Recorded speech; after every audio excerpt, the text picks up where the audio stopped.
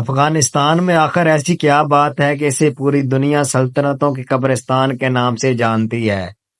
آخر امریکہ، برطانیہ، Soviet union سمیت دنیا کی تمام بڑی طاقتیں اسے فتح کرنے کی کوششوں میں کیوں ناکام ہوئی؟ یہ ایک ایسا سوال ہے جس کا جواب افغانستان کی تاریخ اور اس کے جغرافیائی محل وقوع میں پوشیدہ ہے۔ 19ویں صدی میں برطانوی سلطنت، جو اس وقت دنیا کی سب سے طاقتور سلطنت تھی، اس نے اپنی پوری طاقت سے اسے فتح کرنے کی کوشش کی، لیکن 1919 میں برطانیہ کو بالآخر افغانستان چھوڑ کر جانا پڑا اور افغانوں کو آزادی دینا پڑی۔ اس کے بعد سوویت یونین نے 1989 میں افغانستان پر حملہ کیا۔ سوویت یونین کا ارادہ یہ تھا کہ سن 1978 میں بغاوت کے ذریعے قائم کی گئی کمیونسٹ حکومت کو گرنے سے بچایا جائے، لیکن انہیں یہ سمجھنے میں 10 سال لگ گئے کہ وہ یہ جنگ نہیں جیت پائیں گے۔ برطانوی سلطنت اور سوویت یونین کے درمیان ایک قدر مشترک ہے۔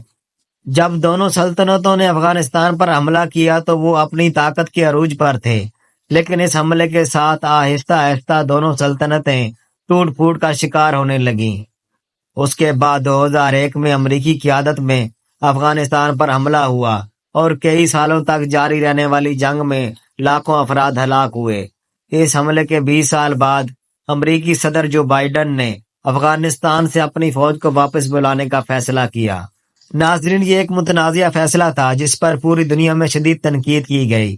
اس ایک فیصلے کی وجہ سے طالبان افغان نے دارالحکومت کابل پر انتہائی تیزی سے قبضہ کر لیا۔ بائیڈن نے اپنے فیصلے کا دفاع کرتے ہوئے کہا کہ امریکی شہریوں کو ایسی جنگ میں نہیں مرنا چاہیے جس سے افغان خود لڑنے کے لیے تیار نہ ہوں۔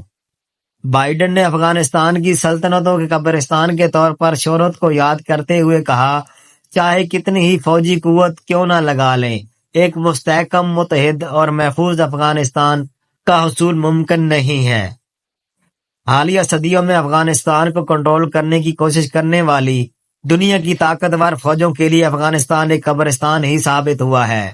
ابتدا میں ان حملہ آور لشکروں کو کچھ کامیابیاں ملی ہیں، لیکن آخر میں انہیں افغانستان چھوڑ کر ہی بھاگنا پڑا ہے۔ افغانستان کی تاریخ پر افغانستان سلطنتوں کا قبرستان نامی کتاب لکھنے والے ڈیوڈ اسبی بتاتے ہیں کہ ایسا نہیں ہے کہ افغان کافی طاقتور ہیں، لیکن افغانستان میں جو کچھ ہوا اس کی وجہ حملہ آور قوتوں کی غلطیاں ہیں۔ اسبی کا کہنا ہے کہ اگر غیر جانبداری کے ساتھ دیکھا جائے تو افغانستان ایک مشکل جگہ ہے۔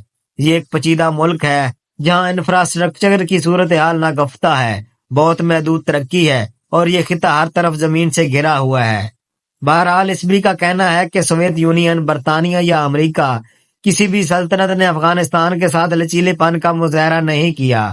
وہ اپنی راہ جانا چاہتے تھے اور وہ گئے بھی، لیکن انہوں نے کبھی افغانستان میں موجود پیچیدگیوں کو نہیں سمجھا۔ اکثر کہا جاتا ہے کہ افغانستان کو فتح کرنا ناممکن ہے۔ یہ ایک غلط تاثر ہے، کیونکہ ایرانیوں، منگولوں اور سکندر نے افغانستان کو فتح کیا ہے، لیکن یہ بات یقینی ہے کہ یہ ایسی دلیری ہے جس کی قیمت چکانی پڑتی ہے، اور اسے کابل پر حملہ کرنے والی آخری 3 بڑی سلطنتیں اپنی کوشش میں بری طرح ناکام ہوئی ہیں۔